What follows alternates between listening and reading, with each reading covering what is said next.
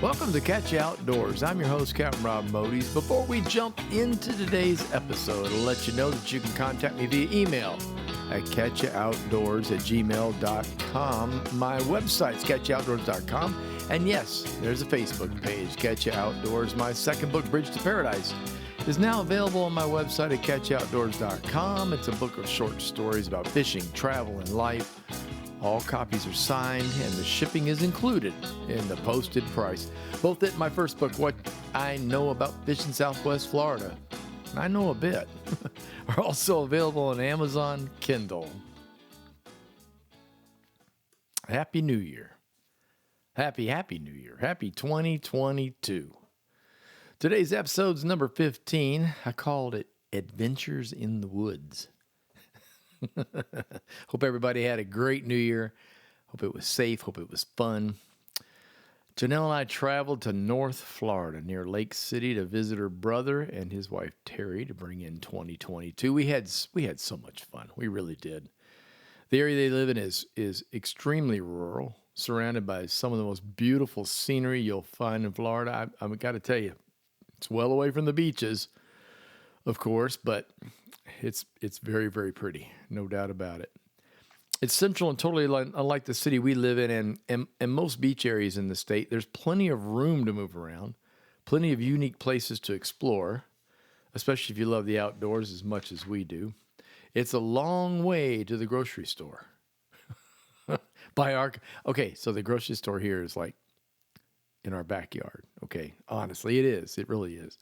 So you got to go much, much further for that. However, I really, really liked it there. It was beautiful. We arrived on Thursday late afternoon. Steve showed us around the new place. They just finished building a brand new home on 4 acres of land and what I call a horse park. It's one of those parks that people have horses, barns. There's riding paths, things like that in between all of the homes out there. But every home in their area is on 4 acres. And then there's another area close to them. They're on 1 acre. But the whole thing is so spread out. And I said it once, I'll say it again. It's beautiful. It really was something. One of the cool things they did to the house when they built it is they added a little house, a cottage, if you will, for Janelle's dad, Robert. And unfortunately, Janelle's dad passed away just a few months ago, and he got to live in the little cottage for, I don't know, a few weeks, and it's depressing. The good news is it's there. The good news is it's beautifully done, and the good news is it is now a guest cottage. We've decided to dub it. The family's decided to dub it Robert's Cottage, so we'll go with that. But so the accommodations were great. Food was good. Oh yeah, and of course the company was good. On Friday, Steve, Jonelle's brother, took us sightseeing with a focus on state parks located in the area. One in particular was the Olino State Park. What an amazing place. Let me back up for just a few minutes, okay? I love the springs located in Central Florida, beginning just north of Orlando. There's really nothing quite like them, and I've found that each one is somewhat unique. I grew up as most of you know, on west coast of Florida, near the Tampa area in Clearwater, the Tampa Bay area. So my introduction to springs was going to Silver Springs, Weeki Wachee, things like that. The first wild spring I'd ever seen, though, was thanks to Jonelle. Years ago when we first met, she took me to Blue Spring State Park near DeLand, Florida. And it was beautiful. I had never really seen anything quite like a hole in the ground that was ice blue in color with total visibility to the bottom. And the fact that thousands and thousands of gallons are bubbling up every minute, every hour into these springs pretty much amazed me. What made Olino State Park so different from anything else I've heard about or have seen since Janelle took me to Blue Spring is that the Santa Fe River runs right through the park on its way to join up with the Ichetucknee River. Now, okay, so so what's so unique about that? Well, the Santa Fe, as it rolls into the Olino State Park, disappears. It drops into what they call a river sink. So it drops into basically a giant sinkhole, and just you can actually see the water revolving. like a slow motion whirlpool as it just disappears into the ground. And then there's a thing called a river rise. On the other end, a little bit further away from Olino Park, there is another park. And in that park, the water actually rises up out of the ground. So basically, it drops into the ground, goes underground, flows underground for about 3 miles, pops up a little southwest of Olino in what is the River Rise Preserve State Park, and comes up out of the ground at that point, and then continues on toward the Suwannee River. So we wound up doing our first hike, our first trail at the Olino State Park. And, we started in the middle of the Santa Fe River. Well, not the middle, but along the Santa Fe River, walking through the jungle, as I call it. Actually, it's woods. It had a lot of palmetto. I've never been real fond of palmetto because I've always associated that with rattlesnakes. But we didn't see any. So we walked and we walked and we walked. And eventually we found a path. It turns out we had actually gone the wrong way and met up with a circular path on what would have been on its way back. So it's kind of hard to explain the scene, but we went the wrong way, but we wound up going the right way because guess what? We wound up at the sink. So try to explain to you what this thing looks like. Just imagine an enormous amount of water flowing just like a river, moving fairly quickly, and then all of a sudden hits like a lake, if you will, but not, let's just say, maybe 25 to 30 yards across by 35 to 40 yards long, and it is slowly swirling. You can see the surface debris, leaves, and things like that moving. That's it sinking into the sinkhole, and away it goes. It's really mind-boggling. It's very, very hard to kind of get a grasp on what this is about. It's not exactly the place you'd want to go swimming. Let's put it that way. Now, while we were there, Steve mentioned the fact that there was actually a river rise. In other words, about 3.5 miles away, the river comes back up out of the ground and continues on its way. But he believed that it was still on private land, and we started doing a little reading, and it was a long time since Steve had been there, and we found out that, in fact, you could go to the area that it rises out of the ground. And I'll talk about that in a little bit, but we took a little break in between. So once we saw the sink for the Santa Fe, we headed over to a park. Took us to a place called the Itchitucknee Springs. I hope I'm saying Itchitucknee Springs. Good grief. Let me try this one more time. Itchitucknee. I did it. I'm going to spell it. Ichetucknee. Itchitucknee. Phew, man.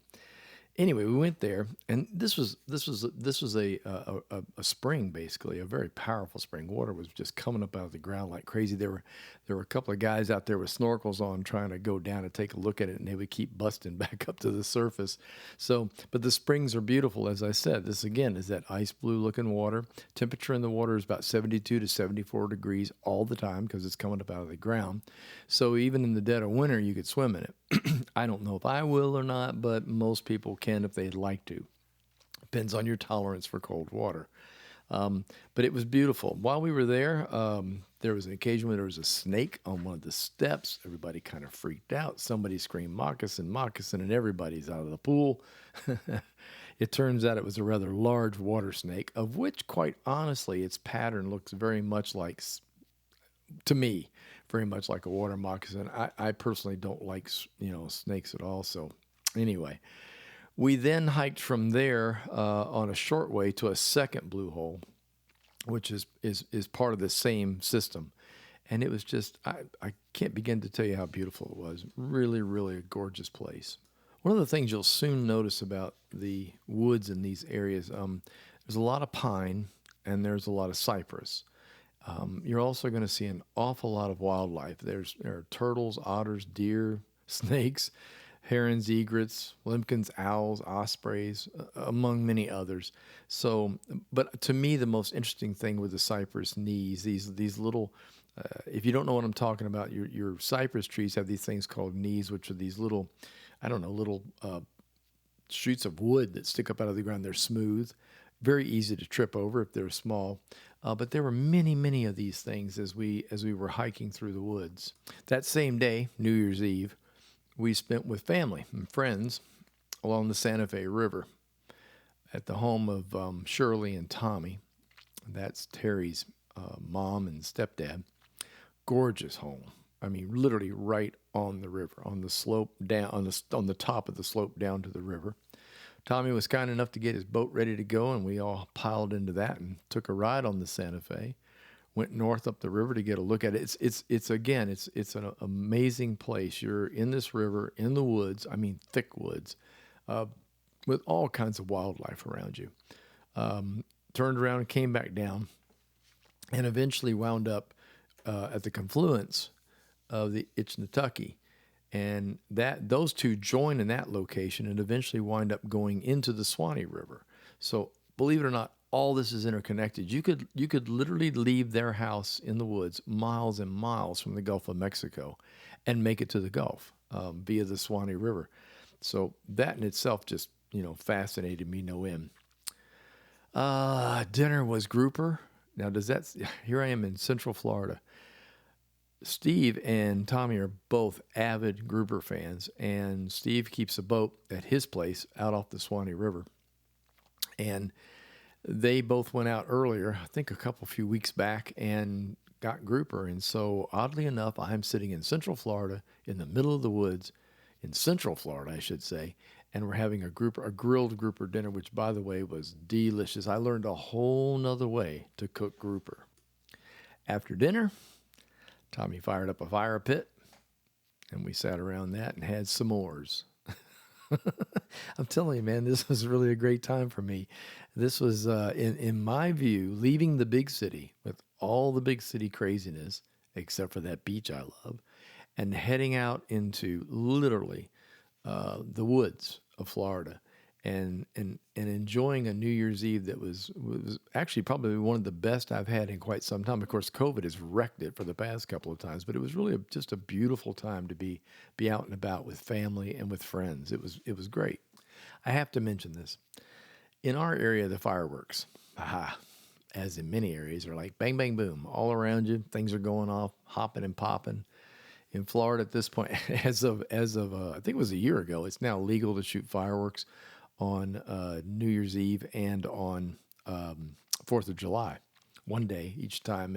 I guess they finally got tired of trying to police it, and they're like, okay, look, we give up. They're going to buy the fireworks. They're going to do it. So we're going to make it legal for a couple of days, and that's how it was. Out there where they are, the fireworks had this unbelievable echo. I remember thunderstorms in the mountains, which don't happen real often. When I was a kid in North Carolina, we'd go visit North Carolina. I remember the rolling thunder. You'd hear it, and it just went and it went and it went, almost never stopping.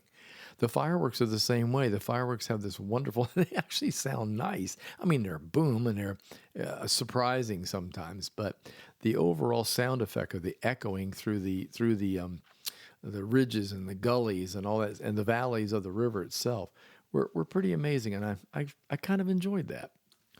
On New Year's Day, which was, what was that, Saturday, Janelle talked me into walking some more, as if I hadn't already done enough miles back on Friday. She insisted on me getting my exercise, so obviously this is probably one of the best ways. Besides that, I mentioned that I love being outside, so, why not? We decided that we would go check out the Santa Fe River sink / rise. So in other words, what we wanted to do was complete the story. We had seen the sink at Olino State Park.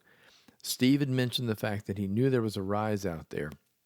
And what had happened since he'd been there last, there was now another park attached to the Olino Park. It's called the River Rise Preserve State Park. And for quite a long time, it was closed off. You couldn't get into it. A lot of it was private land, but a lot of it was the fact that they hadn't done any of the surveys that were needed to be done, and they hadn't opened all the trails up. Well, thankfully for us, they had. Now, this park is located about 3 miles to the south-southwest, I hope I get that right, of the Olino State Park. And we got there, found it, parked, and then found that the trails are not marked real well. And we're quite novices at this. We both had shoes on, thank goodness, and not flip-flops. But we headed off into the trail, high hopes. We didn't get lost, but we got lost. We took a turn on one of the trails, and wound up walking about a mile out of our way. I kept looking at, on my phone, you've got a mapping program, which is basically nothing more than a GPS. I kept turning it on and looking at it. And this little dot, this little flashlight dot that's on there kept saying, you're going away from the point where we believe the rise is supposed to be, where the river comes back up out of the ground. But we continued on a little bit further. I looked again. I kept looking. I said, this is not right. And eventually we turned around and went back. Now, Janelle was so disappointed because I know she really, really, really wanted to find this thing. So the two of us put our heads together. I relented and said, okay, look, let's go back to the original trail and we'll head in the same direction we were heading without turning off onto this other trail. Well, lo and behold, about a mile and a half later, it led us to the rise. So, it felt like a victory after we were wandering around in the woods. And by the way, once again, it's a beautiful, beautiful woods. I want to say something to the Park Service. You could make better trail marks, and you could put a map up at the beginning that gave novices like us at least a general idea of where to go. And I'm not speaking like we were uneducated or we didn't look.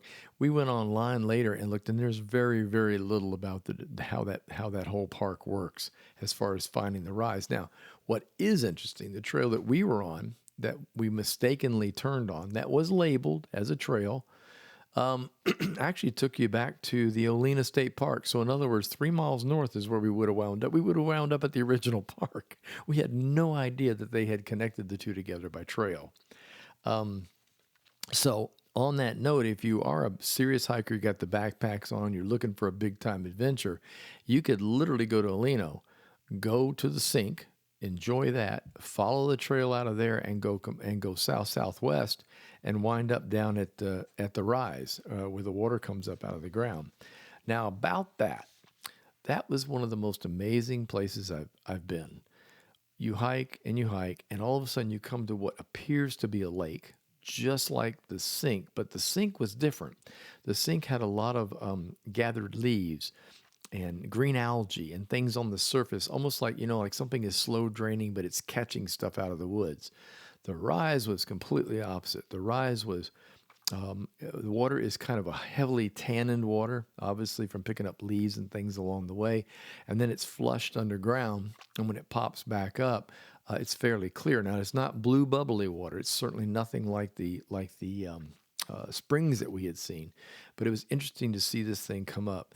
The other thing that got me, and Lord, I wish I'd had a fishing rod. There were fish rolling and moving around in this thing like crazy. I honestly think, and I'm going to return to figure this all out because I kind of have to. I think what was going on there is you have this underwater water bubbling through 3 miles of underground caverns and whatnot, and then it suddenly comes up to the surface, so it pushes things up, which means if there's any small bait, small fish, whatever, they are caught in this turbulence as this water rises to the surface. I don't remember. I had it's thousands and thousands of gallons an hour. I think actually it's close to 1 million gallons rises up out of this thing every hour. So you have to imagine the debris that gets pushed up and the food that gets pushed up. And I think that that's why those fish were waiting in that area. They probably knew exactly what was happening, and they were feeding on whatever was getting rolled as it came up to the surface.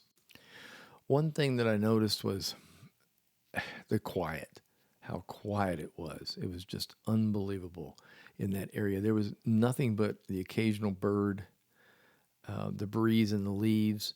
We live in a city. We live elbow to elbow with people. We have traffic on roads. We have sirens that go off about every 2 or 3 hours, accompanied by helicopter searches. There's a train track, and we hear trains. Now, I'm used to all this. I've heard it all, and I can get away from it by going to a beach or escaping to the Florida Keys. But there's nothing like the silence of those woods. It was absolutely amazing. After returning back to the house, we spent the rest of New Year's Day watching football. Terry, she fixed, black-eyed peas and a delicious dinner. We had actually a great dinner. Barbecue pork chops on the grill. And, We relaxed and kicked back. By this time, you have to understand now, I'd probably done about three miles the first day and over 5 miles the second day. And this old man hasn't really done all that much walking, not recently. I've got New Year's resolutions now where I'm going to have to do more of that. But it was nice. We kicked back and watched a little football and had some nice conversation and kind of relaxed for the evening. I'm going to digress here just a little bit. First, I'll say we came home on Sunday. Our cats were thrilled. Where in the hell have you all been?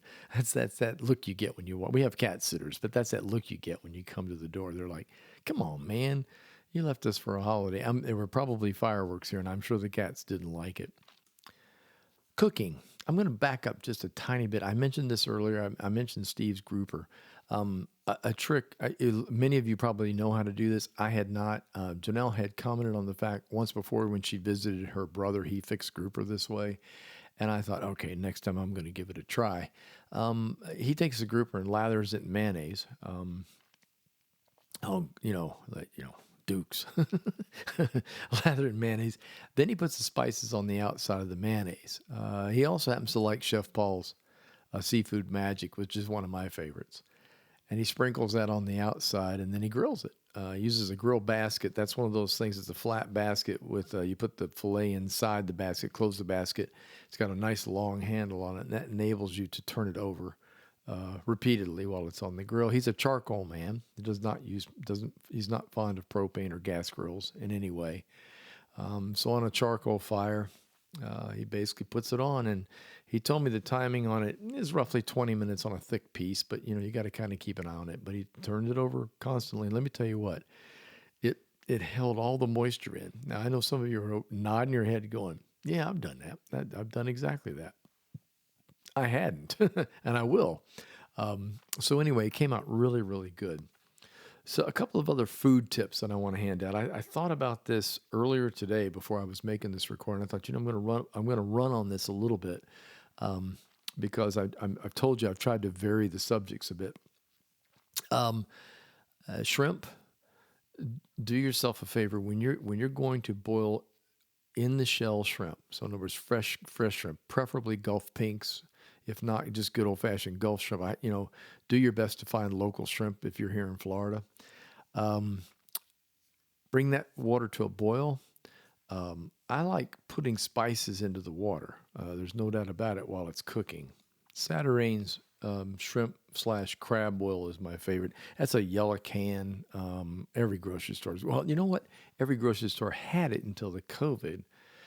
And then the supply started to dwindle, and it got really hard to find. But it's a powder, which you can sprinkle directly into the water. And they also make bags. So they make these little crab boil bags that you can get. But the shrimp cooked in that is delicious. So I'd highly recommend doing that. You can come up with your own spices. There's a lot of things you could dump into boiling water to spice up shrimp. The trick to boiling shrimp is do it quickly. Restaurants, unless they're really, a high quality restaurant of which you pay the big bucks for, most of the others just overcook shrimp till it's tough. And it's easy to do because shrimp cooks extremely quickly. When you put it into the boiling water, the boil will go off almost immediately. The shrimp will sink. Stir it with a wooden spoon. It shouldn't take more than a minute to a minute and a half for it to start to float to the top. You generally will not see the water reboil. That's the key here. You're dumping shrimp in, which are, even if they're room temperature, they're cool. If they came out of the refrigerator, they're definitely cool. So it takes a little bit to get that water boiling again, and it won't. That shrimp will be ready before it boils, and it's time to get it off the heat. Now, the mistake a lot of people make is they'll take good old-fashioned hot shrimp. It's in the boiling water, almost boiling water, and they pour it into a colander in the sink to drain it. And then the shrimp keeps cooking. You have got to put ice on the shrimp. Go, before you even start to take put the shrimp into the boiling water, set aside a bunch of ice. I use a great big 6-cup bowl, and I just get a bunch of ice out of the ice maker. Set it right there by the sink. Put the shrimp in when you're pouring it off, pour the hot water off, the boiling water off, and then dump that ice right on top of the shrimp right away.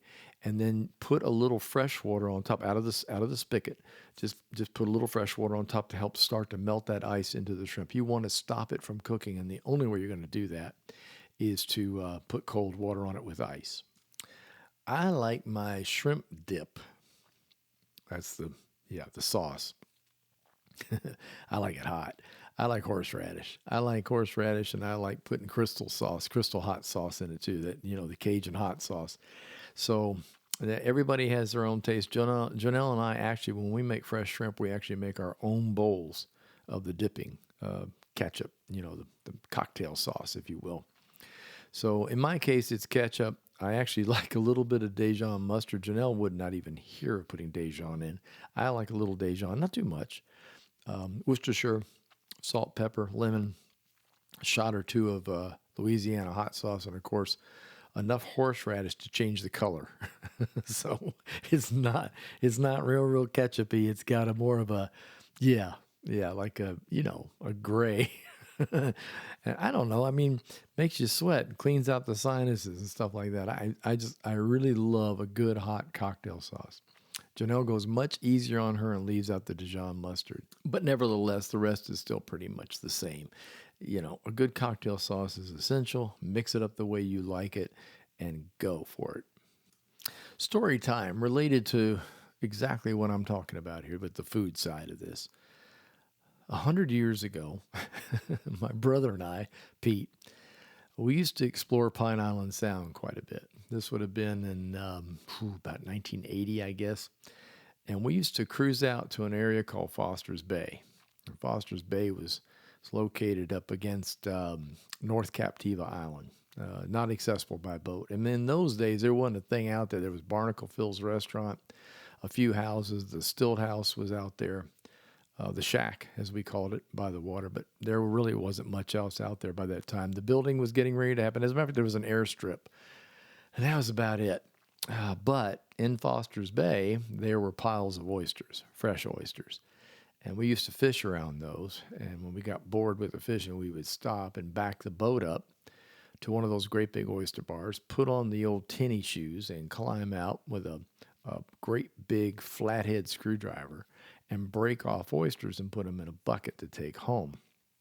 And on a couple of the trips, we'd actually make that cocktail sauce I'm talking about and put that in a little Tupperware container and stick it in the cooler. And while we were out there, we would bust open a few of those oysters and have them right on the back of the boat. That's what you call the good old days, because you sure as hell ain't going to do that now. Because Lord knows what might be in those oysters. I hate to say it, the water quality is not what it was.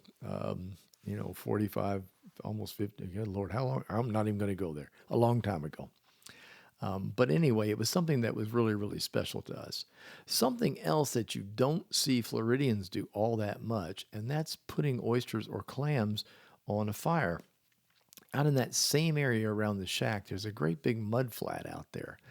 It's one you have to avoid when you're trying to get into Barnacle Phil's, which I'm sorry, they changed the name to Barnacles now. It used to be Barnacle Phil's, but when you're trying to get in there, there's this big mud flat out there. And we used to get out and dig our toes in the mud and find really nice clams along there. And we, of course, grab those. And back then, you'd fire up the grill at home and you'd put all these oysters and all these clams on the grill till they popped. And once they pop, you put a little tad of butter in each one, and yum, yum, you eat them on down. Now, one thing we did over the years, and this was kind of funny, I heard a story from somebody else about this, so I'll just relay it. I'll relay it to you. They were throwing oysters and clams and stuff over the back of a fence, and they were up against a huge lot in the background. And it was one of those places where there's nobody around. Well, over the years, I'm not going to mention this guy's name. Over the years, he threw lots and lots and lots of shells back there. Lots of oysters and lots of clam shells and other stuff. And he'd created a pile. And over time, someone decided that they were going to build a house back there. So the people came in and measured the lot and did the survey and did all the things that they do. And they came in there with the earth-moving equipment, started to get rid of all the old trees and the junk and get things out of the way and smooth it into a lot you can put a house on, and they hit the shells. Now, in the West Coast, Southwest Coast area where this happened, we have Calusa Indians. And they were there for thousands of years before we showed up. and they built gigantic mounds of shells.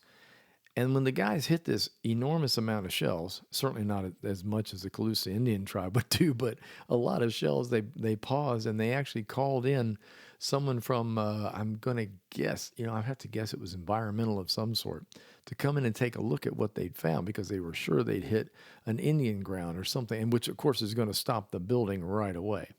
They came in, did a survey, and determined that no, the person that lives behind here has been chucking shells over the back for about a decade, and he had created his own shell mound.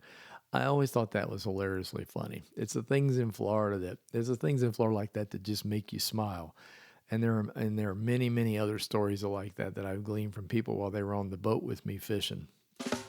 Well, that's it. As they say, that's it, folks. Thank you so much for listening. I appreciate taking the time to tune in. If you enjoyed the podcast, would you please tell a friend? I'd appreciate that too. Catch You Outdoors is hosted by Anchor and available via Spotify and Apple Podcasts. Our Facebook page is Catch You Outdoors. Our website's catchyoutdoors.com. Until next time, get yourself outdoors and enjoy.